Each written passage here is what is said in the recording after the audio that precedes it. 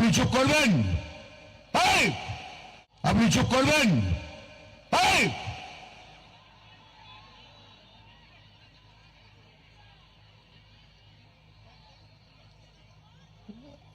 আমি জানতে বলা হলো কিছু পরিকল্পনা আছে, তো জানতে চাই কি পরিকল্পনা করেছেন।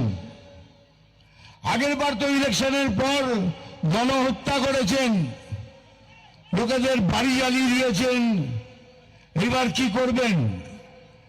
মুন্ডুটাকে শোধন করে দেবেন, ফাঁসি চড়িয়ে দেবেন? কি পরিকল্পনা আপনাদের? আমরা বুঝি সে পরিকল্পনা। এবার তো বলছেন খেলা হবে, বড় খেলা হবে, কিন্তু বলে রাখি এবার মাঠে আমরাও নামবো, দুজনে মিলে খেলবো, দুজনে মিলে খেলবো। আর দেখবেন ঠিক সময় পেনাল্টিতে বলটা বসিয়ে টুক করে গোল দিয়ে দেবো। তো খেলা হবে, নিশ্চয়ই খেলা হবে। এই খেলাতে এবার আমরাও যোগদান করব। সেকেন্ড কি হতে পারে? ওই ফাইলের মধ্যে এমন কি আছে যে তাড়াতাড়ি করে নিয়ে চলে গেলেন?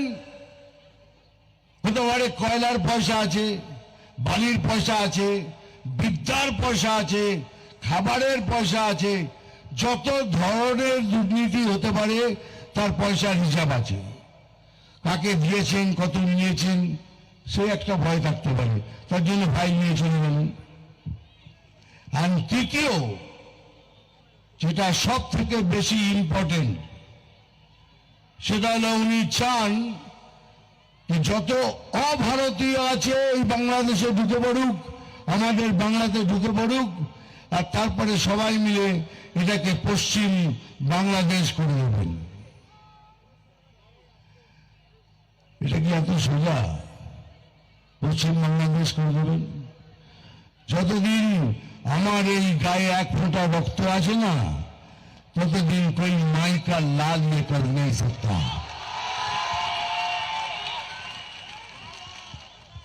सही, कोई माई का लाल ये कर नहीं सकता। এটা বাঙালির বাংলা, এটা বাঙালিত্বর বাংলা, এটা হিন্দুদের বাংলা, হিন্দুত্বের বাংলা, সনাতনিত্বের বাংলা।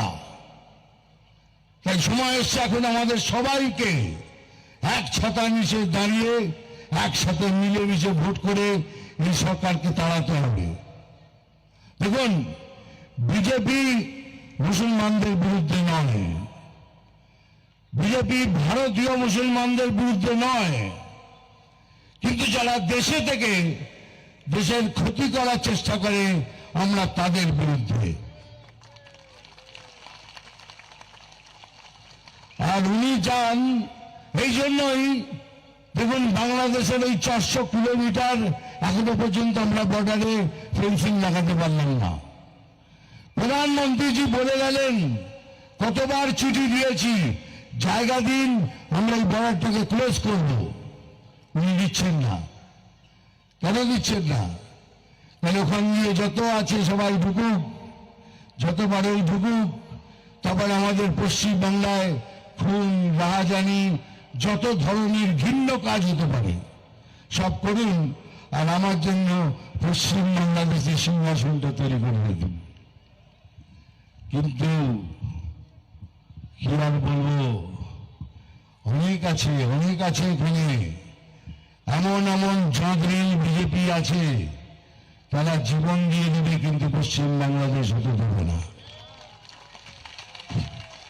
তাই আমি এখানে বসে থাকা আমার যত কার্যকর্তা আছেন, যতজন এখানে বসে আছেন, সবাইকে হাত জোর করে অনুরোধ করছি, আপনাদের মধ্যে যদি কোনো মনোমালিন্য থেকে থাকে তাহলে ইলেকশন অবধি সেটাকে একটু মিটিয়ে নিন, আমরা একসাথে লড়ি।